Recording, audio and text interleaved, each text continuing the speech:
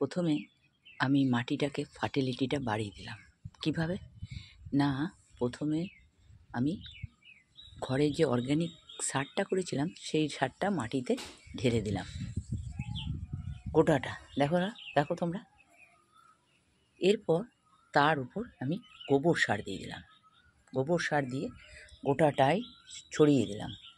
ছড়িয়ে দেওয়ার পর এক জায়গায় যে ভেন্ডির বীজগুলো ফেলেছিলাম সেই বীজগুলোর থেকে যে গাছ ফুটে বেরিয়েছে সেগুলো একটু বড় হয়েছে। এবার ওই জায়গার থেকে প্লেসমেন্ট না করলে ভেন্ডি গাছে ভেন্ডি আসবে না। এবার যথারীতি কিছু গাছ আমি প্লেসমেন্ট করে দিলাম, মোটামুটি 1 বিদ্যা 1.5 বিদ্যা ছাড়া ছাড়া। দেখো, তাহলে এইভাবে আমি ভেন্ডি গাছ আজকে রোপণ করলাম, দেখতে পাচ্ছ বন্ধুরা।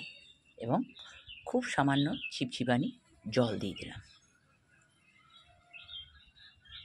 দেখাতে পারলাম আশা করি। রাখছি বন্ধুরা।